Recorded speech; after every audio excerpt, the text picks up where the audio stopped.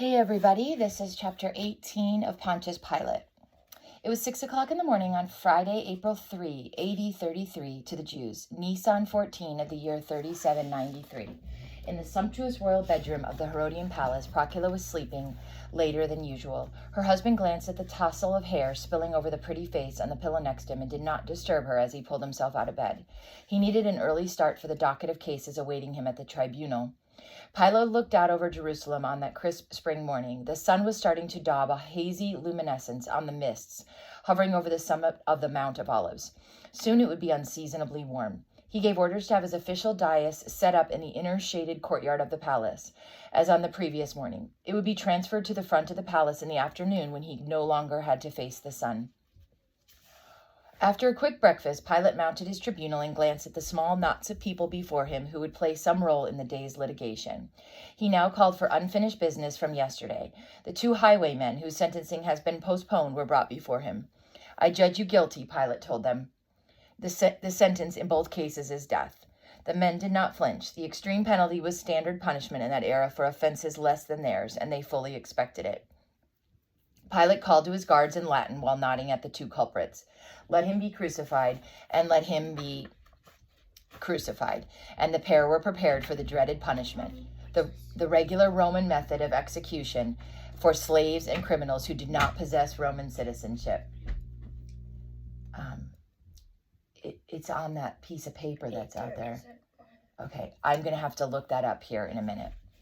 While this case was concluding, a rather remarkable procession of priests, temple guardsmen, scribes, and a great crowd of people were filing into the esplanade before the palace. In the interior courtyard, a man came running up to the tribunal. Angrily, Pilate asked him, "What do you mean by this interruption, Malchus?" "Forgive the intrusion, Excellency. My lord Caiaphas and the entire Sanhedrin are outside to ask your confirmation of their verdict against Yeshua."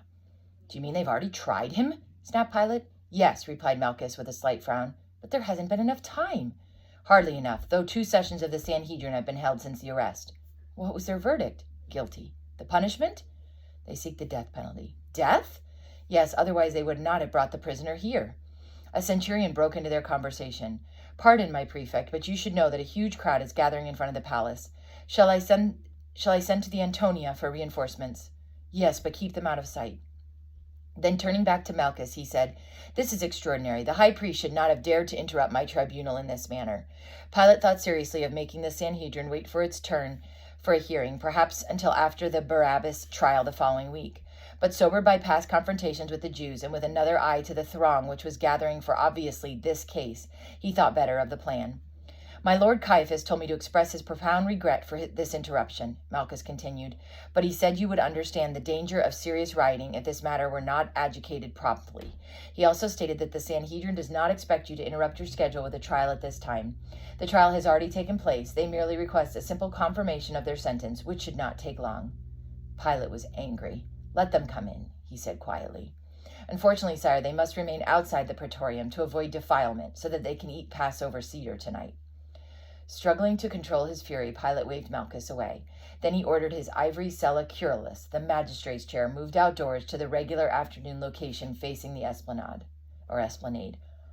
The transfer made, he emerged from the palace to face the multitude, ascending his elevated tribunal. Pilate sat down in his chair, grasping the arms of it with a grip which whitened his knuckles. For some moments he pondered the issue, how the Sanhedrin could have given the complex case of Jesus a fair hearing in the brief interval since Pilate received the note which promised it, he could not fathom. And the death penalty? While not surprising in view of the hatred between the Jewish authorities and Jesus, it was at least inexpedient, considering Caiaphas's concern about a riot erupting. Kill the prophet and disorder would break out. Then, without advance word to confront him like this, and finally the implication, "Don't bother judging him, Pilate. You wouldn't be qualified. This is a religious case. Just countersign our order for execution like a good prefect." "But I will," he decided. "I will judge this case, and thoroughly." He looked down from his dais. Jesus was stationed directly in front of the tribunal, with members of the Sanhedrin flanking him on both sides. Ranging off to Pilate's right were the familiar faces of Annas, Caiaphas, Ananias, Zadok, Helcias, Eleazar, and Jonathan. He guessed that they would constitute the chief accusers if, as they thought unlikely, it came to a formal trial. For without accusers, there could be no trial in Roman law. Behind Jesus stood the leading Pharisees, scribes, elders, Sadducees, and temple guard. Beyond the semicircle of these principals, some 200 in number, ranged the vast and growing mass of spectators. But only one face in the rising lake of humanity intrigued Pilate. He scrutinized the figure immediately in front of him and was a trifle disappointed. In the past months, he had heard so many reports about the mysterious powers of Jesus that the man was becoming larger than life in his imagination. And yet here he was, bound, unkempt, evidently powerless. His dark hair, parted roughly in the middle, fell to shoulder length. This, along with his mustache and beard, marked him as a typical Palestinian Jew of the time. Still, the erect and tallish figure seemed to speak elegantly through his eyes. They were tired, but they were not eyes of a prisoner, not imploring, fearful, or ashamed, nor were they vindictive or threatening. Pilate had seen all these eyes in prisoners whom he had condemned. Those of Jesus registered only serenity, with a trace of disappointment and resignation. By this time, the crowd had hushed to hear the governor's first statement. Turning to the chief priest on his right, he asked in common Hellenistic Greek, "What charge do you bring against this man?" The Jewish leaders were thunderstruck, for this was the opening formula of a Roman trial, the interrogatio. Pilate was not going to endorse the action of the Sanhedrin. Instead, he was reopening the case and beginning his own hearing. "If he were not a criminal, we would not have brought him before you," replied Ananias defiantly, caught off guard by this turn of events. Stung by the insolent reply, Pilate retorted, "Very well, then take him out of this court and judge him according to your own law." "That is not possible according to your law," said Caiaphas, speaking for the first time. "We are not allowed to put anyone to death." A trace of a smile warped Pilate's lips. Were it not for the mass of observers and his own problems in Rome, he would have ended the hearing then and there. Again he asked, "What charge do you bring against this man?" This time several of the chief priests prepared to act as the principal accusators or prosecutors. They presented a formal bill of indictment which opened the case against Jesus. "We found this man subverting our nation, forbidding the payment of tribute money to Tiberius Caesar, and claiming that he is Messiah, a king." It was a triple accusation, magnificently tailored to alarm a Roman prefect, since the charges were thoroughly political. Of the religious grounds on which Jesus had been condemned by the Sanhedrin, there was not a word, since the Judean authorities knew that Pilate would not likely put a man to death for the purely theological offense of blasphemy. Touching the tips of his fingers together, Pilate paused to review the charges. The first, that Jesus was an instigator of sedition, a resistance leader, was very serious. According to a Roman legal compendium, those who caused sedition or incited the populace were liable to crucifixion or were thrown to the beasts or deported to an island. But the subversion charge would have to be proven, since from all reports Jesus seemed to shy away from political involvement. The second accusation, that he opposed payment of the tribute, Pilate knew to be a lie, but he checked himself from flinging it back at the prosecutors. They might have used the charge in good faith from garbled reports, although their attitude seemed hypocritical. Many of these plaintiffs, especially the Pharisees, spent their days protesting payment of the Roman tribute, yet here they were patriotically defending it. But the third indictment, that Jesus was giving himself out as Messiah, a king, was the gravest.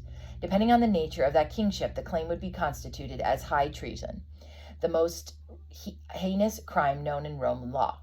The weary succession of trials in Rome after the Sigenian conspiracy had all been prosecuted under the rule of maiestas, or high treason.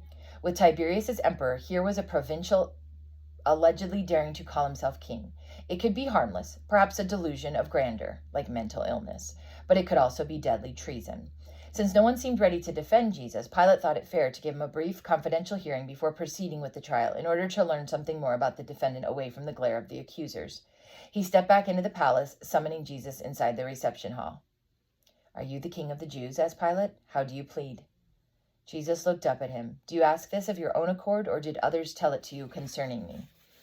"What? Am I a Jew? Your own nation and the chief priests have brought you before me. What have you done?" "My kingship is not of this world. If it were, my followers would fight to defend me, but my authority as a king comes from elsewhere." "So, you are a king then?" "It is as you say that I am a king. For this I was born, and for this I have come into this world, to bear witness to the truth. Everyone who is of the truth hears my voice." "A kingship of truth, you say?" Pilate asked quizzically. "What is truth?" What was truth indeed, Pilate reflected. As a child, he believed in the mythological gods and goddesses, only to repudiate them as a thinking adult. Truth used to be the word of Sejanus, yet Sejanus was a liar. Once he could swear by the nobility of Rome, but that city murdered innocent children and flung them into the Tiber. Truth was the Roman state, yet now the Roman state itself could not trust the princeps, nor he the Senate. The private hearing, however, convinced Pilate that Jesus' claims for kingship, his visionary kingship of truth, had no political implications, so it would hardly be possible to construct a case of maestas against him. But he might do well to avoid using the dangerous term king in the future. Pilate led Jesus back to his outdoor tribunal and announced, "I find no guilt in him." Ordinarily, this would have signified a quashing of the major indictments, if not of the entire case itself. In Pilate's now tenuous status in Judea, however, it was more of a way to test the prosecution, which was already greeting Pilate's statement with loud murmuring. "I find no case against Jesus thus far," Pilate repeated. "What evidence do you have to substantiate your charges?"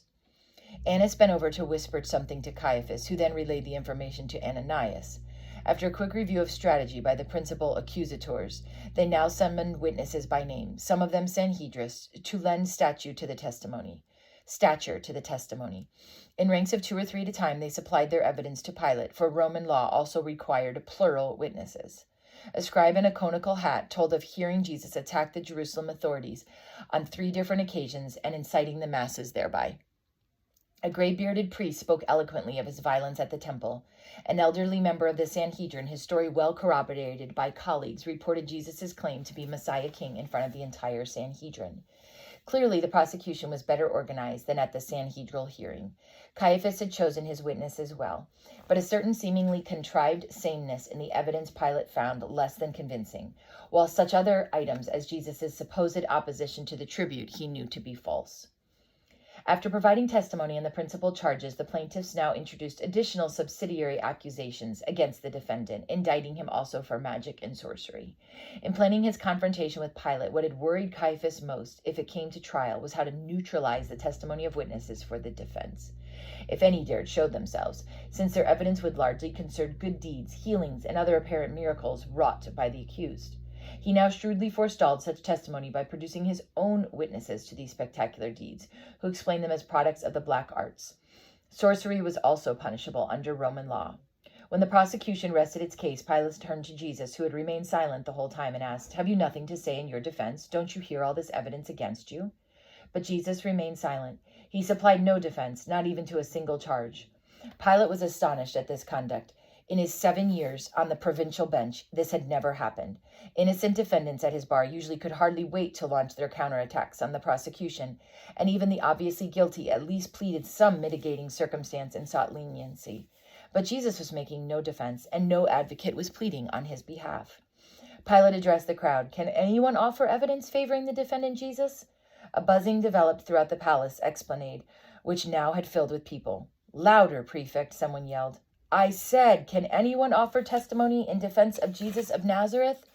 Some hands, it seems, were waved at the edge of the crowd, while others were trying to make their way toward the tribunal in response to Pilate's invitation. But so many in the multitude supported the prosecution that the few who seemed to venture forward were being jostled or blocked. Whenever a lone voice protested, "He is innocent," a great chorus responded with the opposite, "He is guilty." This was enough to steer Pilate's sympathy toward the defenseless accused, though he was growing impatient with Jesus for refusing to say a word. Once more he called out, "Will anyone testify on behalf of Jesus?" The only reply was more growling from the mass assembly and several violent fistfights at the periphery. The mood was getting ugly. "You see, prefect, Yeshua means trouble wherever he goes, even here at your tribunal," Rabbi Jonathan argued. "The man is a born troublemaker. You know of the riot he caused in the temple just this past Monday, illegally, without any authority whatsoever, in interrupting people at their worship by driving away their sacrifices, and in overturning their exchange tables with great financial loss to the temple. Yeshua is, in effect, a temple robber. Now, you may not feel concerned over what takes place inside our sanctuary, but the firebrand may one day upset your provincial finances in the same way. We've already cited his attitude toward the Roman tribute, but did you know that he lured a tax collector away from his profession? He's now one of his disciples, a man named Matthew. Yet financial harm is as nothing compared to Yeshua's role as political agitator. His teachings are inflaming the people throughout all Judea, starting from Galilee and spreading even as far as this city." Something in Jonathan's summation caught Pilate's attention. "Wait, Rabbi, did you say that Jesus began teaching in Galilee?" "Yes." "What's his hometown?" "He came from Nazareth, of course, but lately, I understand, he was lodging at Kephar Nahum." Where? A town on the Sea of Tiberias. You probably know it as Capernaum. Both places are in Galilee, are they not? Yes. Pilate thought for several moments, and then he said, the defendant thus is clearly a Galilean, and as such under the authority of the Tetrarch Herod Antipas. Pilate's eyes brightened as he spoke, and since Herod is at Jerusalem at this very moment, I think it eminently proper to remand this case to his jurisdiction. But, Prefect, surely this isn't necessary, Caiaphas objected. The crimes committed by Yeshua took place also in Judea. You would certainly have the legal right. Thank you, noble pontiff, but I need not be schooled on points of Roman law. Yes, I would have the legal prerogative to try this man in Judea as the foramen delicti of his alleged crimes, the place of offense. But yes, I also have the option of remanding this case to the jurisdiction of the sovereign of the accused, since Galilee is his forum domicili, the place of residence, and I believe it is most appropriate to bind the defendant over to his own tetrarch, particularly because your charges have religious implications within Jewish law which Herod Antipas could advocate for better than I. Caiaphas and Annas went into a brief consultation with Helcias and other chief Sanhedrists, after which Ananias said, very well, Prefect, we shall accept adjudication by Herod the Tetrarch, if he is willing. Pilate then announced officially, this court takes no action in the case of Jesus of Nazareth. This tribunal is adjourned.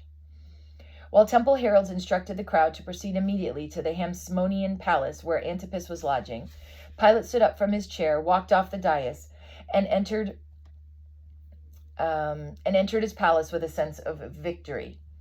He was enormously pleased with himself. The change of venue rid him of a sticky case involving a probably innocent man who it would have been wrong to convict, and yet dangerous to acquit in view of the Sanhedrist's attitude. It was also a bit of diplomacy toward Herod Antipas, who could not fail to recognize this as an olive branch in their perennial feud. It was like saying, you stabbed me in the back in the Shields affair, Antipas, but that's history now. In transferring this case, you can see my consideration for the Jewish laws. So quit stirring up the lion of Capri. Pilate quaffed some wine, then returned to judge the cases awaiting him. And we're going to stop there at the first half of chapter 18.